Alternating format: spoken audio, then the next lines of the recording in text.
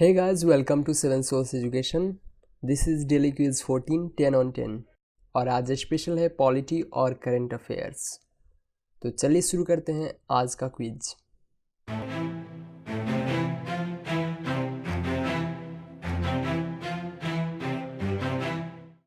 A parliamentary committee means a committee that is appointed or elected by the House, works under direction of Speaker or Chairman, presents its report to the President को अपना report सौंपती है, has a secretariat provided by Cabinet Secretary.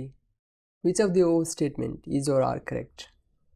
तो answer है इसका 1 and 2 are correct. Parliamentary committee को appoint किया जाता है हाउस के द्वारा, मतलब लोकसभा या राज्यसभा के द्वारा।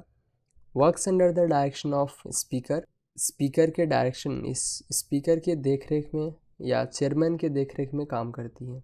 पार्लियामेंट्री कमेटी अपने रिपोर्ट को प्रेसिडेंट को नहीं प्रेजेंट करती। पार्लियामेंट्री कमेटी अपने रिपोर्ट को प्रेजेंट करती है हाउस को, या तो स्पीकर को या चेयरमैन को। पार्लियामेंट्री कमेटी के सेक्रेटारिएट को प्रोवाइड किया जाता है लोकसभा या राज्यसभा द्वारा। Which of the following parliamentary committee are not chaired by speaker?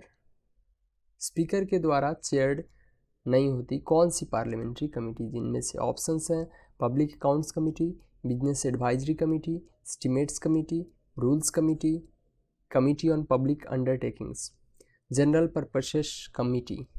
Select the correct code. Answer is 1, 3 and 5, मतलब public accounts committee, estimates committee और कमेटी ऑन पब्लिक अंडरटेकिंग ये स्पीकर द्वारा चेयर्ड नहीं होती हैं। Speaker appoints the chairman of all parliamentary committee of the Lok Sabha. Speaker ही सारे parliamentary committee के चेयरमैन को अपॉइंट करता है और उनके फंक्शनिंग को सुपरवाइज करता है। स्पीकर खुद business advisory committee, rules committee और जनरल पर्पस कमेटी का चेयरमैन होता है। थर्ड क्वेश्चन देखते हैं। Consider the following statement about estimates committee. It consist of 22 members, 15 from Lok Sabha, 15 Lok Sabha से, 7 राज्यसभा से। ये सजेस्ट करती है alternative policies in order to bring about efficiency in administration. ये एस्टिमेट करती है budget before it is voted by the parliament.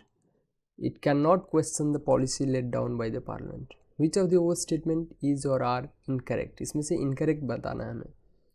तो answer है इसका 1 and 3 आर इनकरेक्ट। इसमें 22 मेंबर्स नहीं होते। और third one is also incorrect. It estimates the budget before it is voted by the parliament.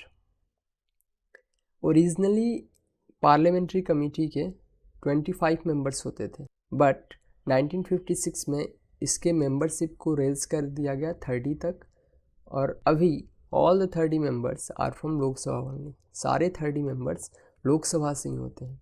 Rajya Sabha का इस कमेटी में कोई भी रिप्रेजेंटेशन नहीं होता। It examines the budget estimates only after they have been voted by the parliament. जब vote दे दिया पार्लियामेंट ने तब ही एग्जामिन करती है बजट एस्टिमेट को, not before that. Fourth question देखते हैं। Consider the following statement about committees on private members bill and resolutions.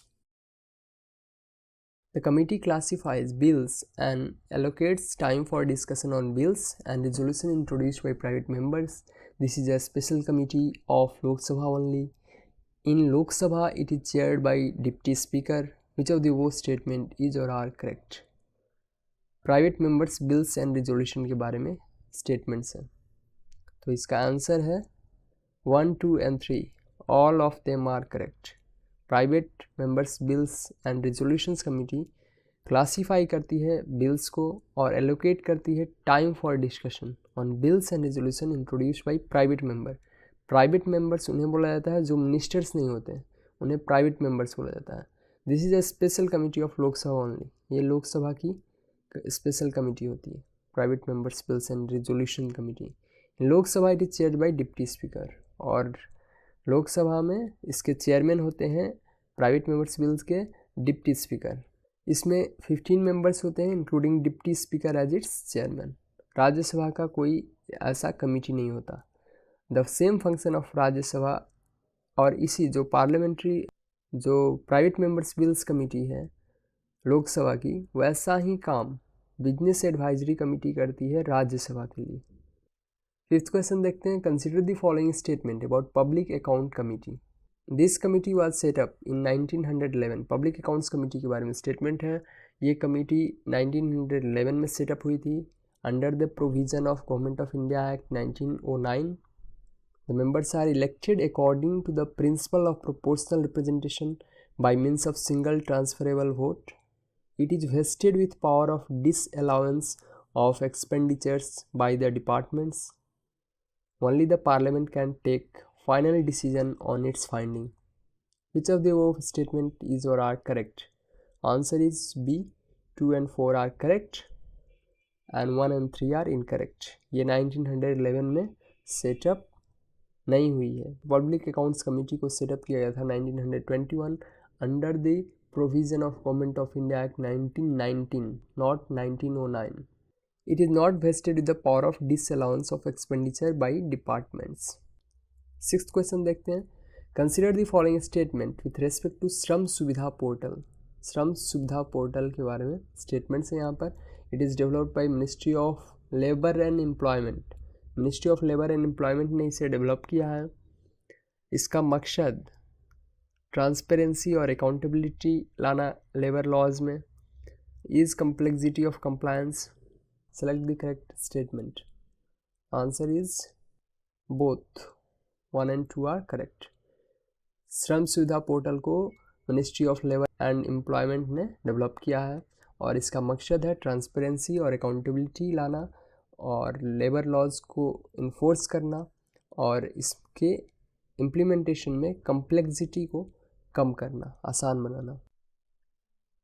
सातवां क्वेश्चन देखते हैं, consider the following statement with respect to Pradhan Mantri Rozgar प्रोत्साहन योजना PMRPY।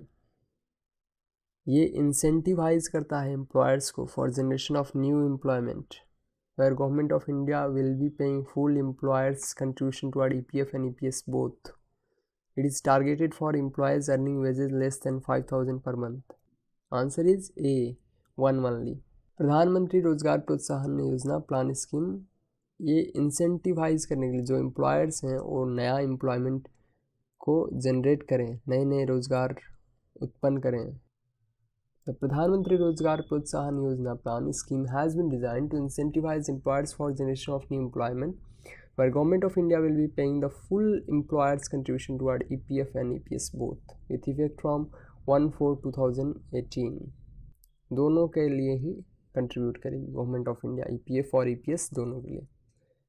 आठवां क्वेश्चन देखते हैं, the help and OLAP policy is associated with exploration and production of conventional as well as non-conventional hydrocarbon resources, hybrid and electric vehicles, eco-sensitive zones and environmental impact assessment, human safety.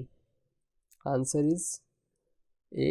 Exploration and production of conventional as well as non-conventional hydrocarbon resources. HELP का full form है hydrocarbon exploration and licensing policy और OALP open acreage licensing policy है। Consider the following statement with respect to Pradhan Mantri Ujjwala योजना PMUY। It provides deposit-free LPG connection to women belonging to below poverty line (BPL) families. It is aimed at rationalizing LPG subsidies based on approach to cut subsidy leakages but not subsidies themselves. Select the correct statements. 1 only, 2 only, both, neither. Answer is 1 only. First one is correct. प्रधानमंत्री Ujjwala Yojana provide करेगी deposit free LPG connection to woman belonging to BPL families. 10th question और आखिरी क्वेश्चन है, consider the following statement with respect to advance motor fuel. It is one of the International Energy Agency's transportation-related technology collaboration program. It provides an international platform for cooperation to promote cleaner and more energy-efficient fuels and vehicle technology. Select the correct statement. 1 only, 2 only, both, neither. Answer is both are correct.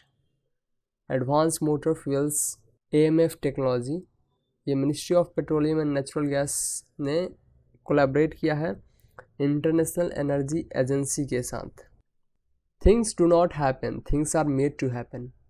दोस्तों, चीज़ें खुद नहीं होती, उन्हें होने के लिए मजबूर करना पड़ता है। तो इसलिए आप लोग भी चीज़ों को होने के लिए मजबूर कीजिए। हाथ पर हाथ रखे बैठने से कुछ नहीं होने वाला।